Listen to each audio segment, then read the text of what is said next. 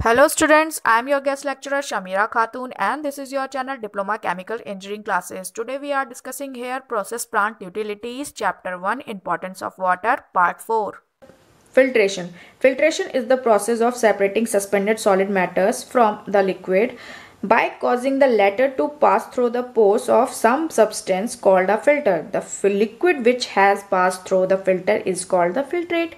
यानी जो आप पानी पीते हैं साफ सुथरा फिल्टर से वो आपका फिल्ट्रेट है. क्या कहला रहा है? वो फिल्ट्रेट कहला रहा है. फिल्ट्रेशन में होता क्या है? अभी हम लोगों ने पढ़ा, अभी मैंने आपको बताया कि जितनी भी इम्प्योरिटीज़ हैं अलग अलग फ़िल्टर आपके अवेलेबल हैं. माइक्रो फिल्टर अवेलेबल हैं, नैनो फिल्टर अवेलेबल हैं, अल्ट्रा फिल्ट्रेशन आपका होता है और आरओ फिल्ट्रेशन होता है. तो ये अलग अलग कैटेगरी के आपके फ़िल्टर हैं, अलग अलग पोर साइज़ होते हैं जिसके बेस पे हम फ़िल्टर करते हैं. हमारी रिक्वायरमेंट क्या है उसके बेस पे. तो वो आपका प्रोसेस क्या कहलाएगा? फिल्ट्रेशन कहलाएगा. वाटर को फिल्टर करने के लिए, यानी हम जितनी भी इम्प्योरिटीज़ को वाटर से रिमूव कर सकें. Type of purification of water. अगर हम प्योरीफिकेशन ऑफ वाटर की बात करें तो हम तीन तरीके से बात करते हैं: फिजिकल प्रोसेस, केमिकल प्रोसेस और बायोलॉजिकल प्रोसेस. तीन तरीके से हम प्योरीफिकेशन करेंगे वाटर का. फिजिकल प्रोसेस में क्या होता है? डाइल्यूशन होगा, कोगुलेशन होगा, प्रेसिपिटेशन होगा, एड्सॉर्प्शन होगा, आयन एक्सचेंज होगा, फिल्ट्रेशन होगा. फिल्ट्रेशन में जैसे आपका सैंड फिल्टर हो गया या मेम्ब्रेन फिल्ट्रेशन हो गया. यानी आपका जो हम फिल्ट्रेशन पढ़ रहे हैं वो किस प्रोसेस में आएगा? फिजिकल प्रोसेस में आएगा. ठीक है. केमिकल प्रोसेस में क्या होगा? डिग्रेशन हो गया, ऑक्सीडेशन हो गया, रिडक्शन हो गया, हाइड्रोलिसिस हो गया. बायोलॉजिकल प्रोसेस में आपका क्या कहलाएगा? बायोलॉजिकल में क्या होगा? बायो डिग्रेशन होगा आपका और डिकेइंग होगा. फिल्टर्स में be classified according to the type of media used as follows. जैसे कि फर्स्ट आपका है single media filter, second dual media filter, third है मल्टी मीडिया फिल्टर. तो सिंगल मीडिया फिल्टर में क्या होगा? These have one type of media, यानी एक ही टाइप का मीडिया होगा. यूजुअली सैंड हो सकता है या फिर क्रस्ड एंथ्रासाइट कोल होगा. सेकेंड आपका ड्यूल मीडिया फिल्टर है. इसमें क्या होगा? These have two type of media, usually crushed anthracite coal and sand. इसमें आपके दोनों ही होंगे. ठीक है. मल्टीमीडिया फिल्टर में आपका क्या होगा? These have three types of media, usually crushed anthracite coal, sand and garnet. ठीक है. स्लो सैंड फिल्ट्रेशन का आप देखिए फिगर. स्लो सैंड फिल्ट्रेशन कैसे हो रहा है? ये आपका फिल्टर है. नीचे में आपको ये जो पानी मिल रहा है ये आपको फिल्ट्रेट वाटर मिल रहा है. अंडर ड्रेन है ये आपका फिल्ट्रेट वाटर है. आपने ऊपर से रॉ वाटर डाला तो रॉ वाटर आपका गया. फिर यहाँ पे सैंड है. सैंड के बाद में आपका ग्रेवल है. ग्रेवल के बाद में यहाँ से होती हुई इम्प्योरिटीज़. यहाँ पहले इम्प्योरिटीज़ अवेलेबल है. ये रेड डॉट डॉट जो दिखाया ना मैंने इम्प्योरिटीज़ है. यहाँ से सैंड में कुछ कैप्चर हो गई आपकी, फिर ग्रेवल में हो गई, फिर आपको यहाँ से फिल्ट्रेट वाटर मिल गया. तो ये आपका स्लो सैंड फिल्टर है. स्लो सैंड फिल्ट्रेशन में क्या होगा? Hydraulic loading rate is relatively low, यानी इसका हाइड्रोलिक लोडिंग रेट बहुत ही लो है. Typically slow sand filtration velocity are only about 0.4 metre per hour. देख रहे हैं वेलोसिटी कितनी कम है? 0.4 मीटर पर आवर है. At these low rates the filtered contaminants do not penetrate to an applicable depth within the filtration medium. यानी हम उसमें बिल्कुल ही इतना लो रेट्स है तो क्या होगा कि जो कंटामिनेंट है वो आपके सरफेस पे ही जमा हो जाएंगे, अंदर तक नहीं जा पाएंगे, डेप्थ तक नहीं जा पाएंगे. आपके फिल्टर के लिए तो अच्छा ही है ना, ऊपर की सरफेस को ही बस हमें क्लीन करना रहेगा. अंदर तक रहेगा तो हमें उतना ही, मतलब हमारा फिल्टर जल्दी खराब होगा. The filter buildup a layer of filtered contaminants on the surface which become the active filtering media. Slow sand filter are cleaned by taking them offline and draining them. The organic or contaminant layer is then scrubbed off. ठीक है. जितने भी organic contaminant उसकी layer बनी होगी आपके इस filter पे तो क्या करेंगे? पहले हम ऑफलाइन कर देंगे और उसको ड्रेनिंग करने के बाद में जितना भी होगा उसको रिमूव कर देंगे, स्क्रैप कर देंगे, निकाल देंगे.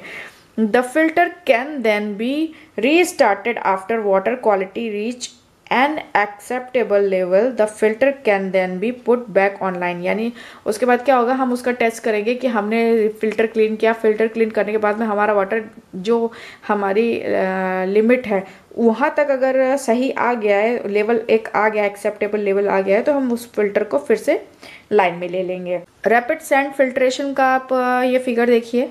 सेम वही है. आपका फिल्टर मीडिया है. फिल्टर मीडिया के बाद में आपका अंडर ड्रेन सपोर्ट लगा है. तो हमने ऊपर से वाटर सप्लाई किया. ये आपका वाटर गया है. ये फिल्टर मीडिया के कांटेक्ट में आने के बाद में यहाँ से आपको फिल्टर्ड वाटर मिल जाएगा. रैपिड सैंड फिल्ट्रेशन में क्या होता है कि जब हमको इसकी क्लीनिंग करनी होती है तो हम क्या करते हैं, बैक वॉश करते हैं। बैक वॉश करने के लिए हम जो फिल्टरेड वाटर है ना, इस वाली लाइन को यहाँ से बंद कर देते हैं। यहाँ पे भी एक वॉल होगा, इसको बंद करके जो ये बैक वॉश वाली लाइन है इसको ओपन कर देंगे और यहाँ से वाटर, क्लीन वाटर देंगे। तो ये क्या होगा कि ये क्लीन वाटर इधर से इधर जाएगा। इधर से जाने के बाद में जितना भी फिल्टर की इम्प्योरिटीज़ होगी सब बाहर की साइड से निकल के इसके अपोजिट डायरेक्शन में होके निकल जाएगी, ये जितनी भी इम्प्योरिटीज़ है। तो हम इसका बैक वॉश करके करते हैं। आप नॉर्मली टाटा स्वच्छ वगैरह अगर घर में भी फिल्टर यूज़ करते हैं पानी पीने वाले, तो उसका मैं जस्ट एग्जाम्पल दे रही हूँ। तो उसमें क्या होता है, आप उसको भी फिल्टर को पीछे से क्लीन करने के लिए उसमें दिया होता है कि आप इधर से बैक वॉश करेंगे तो आपके फिल्टर की लाइफ अच्छी रहती है। Rapid sand filtration, much higher application velocity are used 0.4 to 3.1 metre per hour. हम लोगों ने अभी स्लो सैंड फिल्टर में कितनी आपने वेलोसिटी देखी थी, 0.4 मीटर पर आवर थी। अब यहाँ पे क्या है, 0.4 से 3.1 मीटर पर आवर तक की इसमें वेलोसिटी यूज़ करते हैं। Filtration occur through the depth of the filter, यानी फिल्ट्रेशन क्या होते हैं कि अब आपने वेलोसिटी यूज़ कर रहे हैं तो यानी ज़्यादा प्रेशर पड़ रहा है, तो फिल्ट्रेशन में ज़्यादा प्रेशर पड़ रहा है तो अंदर डेप्थ तक का वो आपका चला जाएगा जितना भी कंटामिनेंट होगा। तो filtration occur through the depth of the filter. Gravity filter भी इसी तरह का ही होगा, सेम इसी तरह फिल्टर होगा। ग्रेविटी फिल्टर में क्या होगा, हम उसको भर के बस छोड़ देंगे, वो अपने ड्यू टू ग्रेविटी सेटल्ड होता जाएगा और हमारा वाटर क्लीन हो जाएगा। नॉर्मली जैसे घर में आप लोग पानी पीने वाला फिल्टर होता है ना, फिल्टर आपने एक टैंकर आता है टाटा वगैरह का, तो उसमें आपने पानी डाल दिया, वो धीरे धीरे एक एक बूंद करके आपको स्वच्छ पानी देता जाता है। ये बहुत इंपॉर्टेंट है भाई, वाटर सॉफ्टनिंग तो बहुत ही ज़्यादा इंपॉर्टेंट इंडस्ट्रियल पर्पज से। Water softening is a process in which the ion of calcium, magnesium and sometimes iron are removed. यानी जितने भी हम आयन्स होते हैं कैल्शियम, मैग्नीशियम के और आयरन के, उसको रिमूव करते हैं। Water softening is achieved either by adding chemicals that form insoluble precipitate और बाय आयन एक्सचेंज। इस तरीके से हम इसको रिमूव कर सकते हैं, ठीक है। On a small scale chemicals used for the softening include ammonia, borax, calcium hydroxide, slack lime हो गया, और try sodium phosphate usually in conjunction with sodium carbonate, ठीक है। सोडियम कार्बोनेट के साथ में हम कंजक्शन के साथ में यूज़ करेंगे ये केमिकल्स अगर स्मॉल स्केल पे हमें करना है वाटर सॉफ्टनिंग। तो ये आपका वाटर सॉफ्टनिंग हो गया। डीमिनरलाइजेशन क्या है, demineralisation process is the modern industrial water softening process. यानी जो आपका डीमिनरलाइजेशन है वो वाटर सॉफ्टनिंग प्रोसेस ही है बट मॉडर्नाइज तरीके से। In this process the major portion of the total dissolved solid are mineral salts are easily removed with the hardness।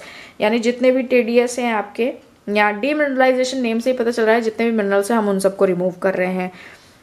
अब demineralization करेंगे कैसे, the water is set to be demineralized when all the mineral salts are removed from the water from either of the below method. हम इस तरह के demineralise कर देंगे, सारे मिनरल सॉल्ट्स को रिमूव कर देंगे। और कितने तरीके के हम मेथड यूज़ करते हैं, हम या तो डिस्टिलेशन कर सकते हैं, या डी आयोनाइजेशन कर सकते हैं, या इलेक्ट्रोडायलिसिस कर सकते हैं, या फिर मेम्ब्रेन फिल्ट्रेशन यूज़ कर सकते हैं। मेम्ब्रेन फिल्ट्रेशन में जैसे रिवर्स ऑस्मोसिस हो गया, या नैनो फिल्ट्रेशन यूज़ कर सकते हैं। या आप ये देखिए आयन एक्सचेंज प्रोसेस का मैंने एक फिगर बनाया है, ये देखिए, ये इंडस्ट्रियल पर्पस में आपको हर जगह आपके जितनी भी इंडस्ट्री है ना वहाँ पे आपको ये मिलेगा। ये डीएम वाटर बनाने के लिए आपका यूज़ किया जाता है ion exchange process. Demineralised water उसी को ही कहते हैं, डीएम वाटर होता है जो डीएम वाटर, ठीक है। ये बहुत ही यूज़ किया जाता है। क्यों यूज़ करते हैं इंडस्ट्री में, क्योंकि इसमें सॉलिड कंटेंट्स नहीं होते, तो आपका जो भी इक्विपमेंट होगा उसमें स्केलिंग नहीं होगा, पाइपलाइन में स्केलिंग नहीं होगा, तो आपकी हर इक्विपमेंट की, हर पाइपलाइन की उम्र बढ़ जाएगी, वरना आप कब तक क्लीन करते रहेंगे। समझ रहे हैं ना इंडस्ट्रियल पर्पज से क्यों इसका यूज़ है। तो देखिए ये हो गया आपका कैटायन एक्सचेंज रेजिन भरा हुआ, ये आपका हो गया कैटायन चैम्बर है, कैटायन एक्सचेंज रेजिन चैम्बर है या कॉलम है। ये आपका एनायन एक्सचेंज रेजिन कॉलम है। यहाँ पे आपका क्या होगा, ये डाइल्यूट HCl और डाइल्यूट NaOH को आप बाद में देखिएगा। यहाँ पे क्या होगा, ये हम बाद में करते हैं, ये बाद में बताऊंगी मैं क्यों करते हैं। तो यहाँ पे क्या होगा, हमने रॉ वाटर लिया, रॉ वाटर को हमने आपके कैटायन एक्सचेंज रेजिन में डाला, तो उसमें क्या होगा, जितने भी रेजिन है उसमें एड्जॉर्प्शन के थ्रू जितने भी सॉल्ट्स हैं, मिनरल्स हैं, सब ऐड हो जाएंगे। तो जो वाटर मिलेगा वो थोड़ा एसिडिक फॉर्म में होगा। फिर अब एसिडिक फॉर्म में होगा तो हम क्या करेंगे, यहाँ पे आपका, यहाँ से हम यहाँ गए, यहाँ पे क्या है, एनायंस है। तो एनायंस ने क्या किया, जो भी एसिड था वो एब्जॉर्ब कर लिया। एब्जॉर्ब करने के बाद में क्या होगा, हमारा प्योर वाटर यानी डीएम वाटर हमें मिल गया। अब ये डाइल्यूट HCl और डाइल्यूट NaOH का क्या यूज़ है कि हम जब जितने ये जो रेजिन्स हैं इनको रीजनरेट करते हैं, उस टाइम पे हम ये डाइल्यूट HCl से ट्रीट करेंगे और डाइल्यूट NaOH से ट्रीट करेंगे, तो हमारा जो रेजिन है वो रीजनरेट हो जाएगा। हमें रीजनरेशन भी बहुत इंपॉर्टेंट है ना। अगर कोई चीज़ हम यूज़ कर रहे हैं, यूज़ करने के बाद वो अगर गंदी हो जाती है, अगर हम उसको साफ़ सुथरा करके फिर से यूज़ कर सकते हैं, तो हम क्यों ना रीयूज़ करें, बार बार परचेज़ क्यों करेंगे। तो हमें रीजनरेशन के लिए हम डाइल्यूट HCl और डाइल्यूट NaOH से ट्रीट करते हैं। यहाँ पे वाटर सॉफ्टनिंग के लिए आपने बचपन में ही यानी 10th क्लास 9th-10th क्लास में ही पढ़ा है, जियोलाइट प्रोसेस होता है, हम लोग जियोलाइट यूज़ करते हैं। जियोलाइट का फार्मूला होता है Na2Z। Z क्या होता है आपका, इनसॉल्युबल रेडिकल्स होते हैं। इनसॉल्युबल रेडिकल्स जैसे Al2Si2O3 हो गया। तो इसमें होता क्या है, बेसिकली एक चैम्बर होता है। चैम्बर में क्या होगा, आपकी फाइन सैंड होगी, फाइन सैंड के नीचे जियोलाइट बेड होगा, फिर ग्रेवल होगा, फिर एक सपोर्ट सिस्टम होगा, ठीक है। तो ऊपर से हम रॉ वाटर, हार्ड वाटर जिसमें इम्प्योरिटीज़ है यानी कैल्शियम मैग्नीशियम के सॉल्ट्स अवेलेबल हैं, वो आया, वो आके हमारा यहाँ से गया। हार्ड वाटर में आपका जो रॉ वाटर है जिसमें आपके कैल्शियम मैग्नीशियम के सॉल्ट्स अवेलेबल हैं, वो जियोलाइट पे ही रह जाएंगे और आपको सॉफ्ट वाटर मिल जाएगा। तो zeolite softening process remove both temporary and permanent hardness of the water. इसकी केमिकल रिएक्शन देखिए कैसी है कि कैल्शियम और मैग्नीशियम के जो बाइकार्बोनेट्स हैं वो जियोलाइट के साथ में रिएक्ट करके क्या करें, कैल्शियम मैग्नीशियम G+2NaHCO3। इसी तरह सिमिलरली इन्होंने क्या किया, कैल्शियम सल्फेट और कैल्शियम क्लोराइड के साथ में जब जियोलाइट की रिएक्शन करी तो कैल्शियम G और सोडियम का आपका सल्फेट और सोडियम का क्लोराइड बना आपका।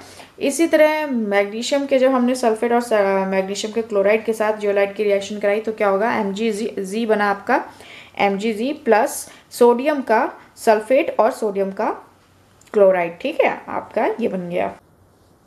तो वाटर ट्रीटमेंट प्लांट कैसा होता है, आप देखिए। वाटर ट्रीटमेंट प्लांट में ये आपका रॉ वाटर स्टोरेज किया हमने, जहाँ से भी आ रहा है आपका सप्लाई से। मान लीजिए उसमें 376 ppm पार्ट्स पर मिलियन इतना आपका सॉलिड कंटामिनेंट्स हैं, यानी आपका TDS है, ठीक है। ये हमने पंप किया, आपके सेंट्रीफ्यूगल पंप का ये सिंबल है, ये पंप किया हमने आपके, और ये कहाँ ले गए हम, कोगुलेशन टैंक में। तो कोगुलेशन टैंक में क्या होता है, ये वाटर रखा, एक एजिटेटर लगा होगा और हम कोगुलेंट डालेंगे। आपका कोगुलेंट इनऑर्गेनिक कोगुलेंट भी हो सकता है और उसके साथ में आप पॉलीमर कोगुलेंट भी डाल सकते हैं या फिर अलग अलग डाल सकते हैं। पर अगर अलग अलग डालेंगे तो क्या होगा कि आपका, अगर आपने एलम लिया है तो उसकी क्वांटिटी बहुत ज़्यादा यूज़ होगी, और पॉलीमर लिया है तो उसकी क्वांटिटी तो कम यूज़ होगी कोगुलेशन करने के लिए, बट बहुत कॉस्टली हो जाएगा। एलम आपका सस्ता है बट ह्यूज अमाउंट में यूज़ होगा।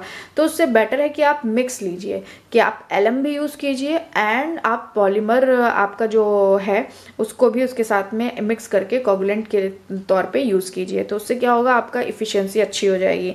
तो सारे आपने कोगुलेंट में यहाँ पे आपने रैपिड मिक्सिंग करी, रैपिड मिक्सिंग के साथ में क्या है, फ्लॉक बनना शुरू है, प्रेसिपिटेट होना शुरू है। अब प्रेसिपिटेट होने के बाद में फ्लॉकुलेशन के लिए लगे। फ्लॉकुलेशन में मैंने अभी आपको पहले ही बताया था कि जितने भी इम्प्योरिटीज़ है, यहाँ इम्प्योरिटीज़ यहाँ पे प्रेसिपिटेट होना शुरू हुई, अब ये बड़े फ्लॉक्स बनने में कन्वर्ट होगी। फ्लॉकुलेशन में क्या होगा, यहाँ एजिटेटर स्लो में धीरे धीरे एजिटेटर चलता रहेगा आपका, और स्लो मिक्सिंग होगी। स्लो मिक्सिंग में क्या होगा, जो भी आपके थक्के हैं वो बड़े होते चले जाएंगे। जब बड़े हो जाएंगे फिर हम इसको सेडिमेंटेशन में ले जाएंगे। सेडिमेंटेशन में क्या होगा, ड्यू टू ग्रेविटी आपका सारा नीचे की साइड सेटल्ड हो जाएगा। जो आपका फिल्टर्ड मतलब प्योर वाटर है वो आपका आप फिल्ट्रेशन के लिए जाएगा। फिल्ट्रेशन में आपके अलग अलग, मैंने अभी सैंड फिल्टर में आपका बताया, एंथ्रासाइट, कोल और सैंड और ग्रेवल, इन सब का बेड बना होगा। उससे होते हुए फिर क्या होगा, ये आपका फिल्ट्रेट वाटर जाएगा। ये आपको ट्रीटेड वाटर है आपका। तो ट्रीटेड वाटर करने के लिए पहले क्या, डिसइंफेक्शन को भी तो यूज़ करना पड़ेगा। डिसइंफेक्शन के लिए क्या करेंगे, जैसे क्लोरीन यूज़ करते हैं, ठीक है, क्लोरीन से हम इसको ट्रीट कर देंगे तो आपका जो ट्रीटेड वाटर है ये अब आपका सप्लाई के लिए रेडी है। तो ये जो सप्लाई के लिए रेडी है, अब इसमें हमने इतना हार्डनेस रिमूव किया, कुछ तो किया होगा ना, तो कोगुलेशन किया, फ्लोकुलेशन किया, सेडिमेंटेशन किया, फिल्ट्रेशन किया। उसके बाद इतने प्रोसेस यूज़ करने के बाद में हमारा 376 ppm से अब हमारा सॉलिड कंटेंट्स कितना हो गया, 77 ppm। Resins used for water softening, यानी वाटर सॉफ्टनिंग के लिए हम कौन से रेजिन्स यूज़ कर रहे हैं उसके बारे में देखते हैं। तो रेजिन आपको पता ही है, आयन एक्सचेंज मीडिया होता है जो हम वाटर सॉफ्टनिंग एप्लीकेशन के लिए यूज़ करते हैं। और the most widely used resin in the industry is polystyrene type gel resin है। This resin has a very porous skeletal structure and each bead range in size from 0.3 to 1.2 mm। ठीक है, बीड मतलब क्या है, मैं समझ रही ना, बिल्कुल छोटे छोटे दाने होते हैं, सरसों के दाने जैसे होते हैं, उससे भी छोटे होते हैं, 0.3 से 1.2 mm तक के। कंटेनिंग अप्रोक्सीमेट 45% मॉइस्चर, और हमेशा मॉइस्चर मतलब पानी में रखे हुए होते हैं। The building blocks of this type of resin are polystyrene and divinyl benzene, DVB जिसको बोलते हैं। मेम्ब्रेन सेपरेशन की बात करते हैं, तो मेम्ब्रेन होता क्या है, मेम्ब्रेन आपका एक पोरस मीडिया होता है, ठीक है, उसमें पोर्स होते हैं, यानी उसमें छोटे छोटे छेद होते हैं, छिद्र होंगे। तो देखिए कैसा होता है कि ये आपका कोई पोरस मीडिया हमने लिया, यानी ये मेम्ब्रेन लिया, तो आपने इधर बीच में लगा दिया, ठीक है। अब आपने इधर से वाटर फ्लो कराया, ठीक है, फीड दिया आपने, तो उसमें इम्प्योरिटीज़ है। मान लीजिए इस मेम्ब्रेन का पोर साइज 1 mm है, ठीक है, 1 mm आपने रखा है, तो यानी 1 mm से छोटे वाले पार्टिकल्स जो होंगे वो आपके परमिट में चले जाएंगे, जो फिल्ट्रेट होगा वो आपका परमिट कहलाता है, ठीक है। तो ये आपके परमिट में चले जाएंगे, बट उससे जो बड़े साइज के यानी लार्ज साइज के पार्टिकल्स होंगे वो आपके मेम्ब्रेन के इस साइड ही रह जाएंगे। तो membrane separation is a technology which selectively separate material via pores and or minute gaps in the molecules arrangement of the continuous structure. Membrane separation are classified by pore size and by the separation driving force. तो मैंने आपको अभी filtration के बारे में बताया था ना, अच्छा हमने अलग अलग तरीके से कैटेगरीज में डिवाइड किया, तो वो किसके बेस पे था, पोर साइज के बेस पे था ना, तो वही है ये। माइक्रो फिल्ट्रेशन की बात करें तो पोर साइज कितना है, 0.03 to 10 माइक्रोन है। अल्ट्रा फिल्ट्रेशन की तरफ जाएंगे तो पोर साइज आपका छोटा और हो जाएगा, तो 0.002 से 0.1 माइक्रोन की तरफ चला गया। नैनो फिल्ट्रेशन की तरफ जाएंगे तो आपका पोर साइज 0.001 माइक्रोन हो गया। Reverse osmosis pore size 0.0001 micron हो गया। तो ये रिवर्स ऑस्मोसिस आरओ वाटर जो आप घरों में पीते हैं ना, तो वो अप्रोक्सीमेट सारे के सारे सॉल्ट रिमूव कर देता है। इतना पोर साइज देख रहे हैं ना आप, कितना छोटा है।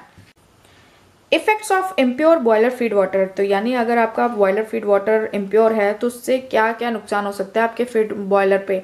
Water evaporating in boiler causes impurity to concentrate. Obviously आप बॉयलर में क्या करते हैं, स्टीम बनाते हैं, तो स्टीम बनाएंगे तो क्या होगा, वाटर सारा इवोपरेट हो गया, अब उसकी इम्प्योरिटीज तो बॉयलर में ही रहेगी ना, तो वो क्या होंगी, स्केलिंग फॉर्म में हो जाएंगी। आप घरों में पानी गर्म करते हैं, अगर लोहे की बकेट ले लीजिए, आप उसमें गर्म करते हैं, या जिस रॉड से गर्म करते हैं इलेक्ट्रिक रॉड से, उसके ऊपर सफ़ेद सफ़ेद से आपको नहीं दिखता, वो क्या है, स्केलिंग है आपका। बाइकार्बोनेट और कार्बोनेट का स्केल डिपोजिशन है उसके ऊपर, तो उससे क्या होगा, आपका हीट ट्रांसफर कम हो जाएगा ना। तो boiler scale result from the suspended matter settling out on the metal और dissolved impurities precipitating out on the heat transfer surface and becoming hard and adherent. Scaling क्या है, impurities that form deposits bicarbonate of calcium magnesium and phosphate deposition हो गया, या फिर carbonate sulphate silica iron deposition हो गया। Corrosion is basically the reversion of metal to its ore form. Obviously अब आप इम्प्योरिटीज़ की वजह से उसमें स्केलिंग फॉर्मेशन होगा तो वो उसका क्या करना शुरू कर देगा, कोरिजन होने लग जाएगा उसकी वजह से। कास्टिक इम्ब्रिटलमेंट क्या होता है, कास्टिक इम्ब्रिटलमेंट और cracking is more serious type of boiler metal failure showing up as continuously intergranular cracks। तो ये मतलब बॉयलर में आपको अलग अलग तरीके की क्रैक्स देखने को मिलेंगे।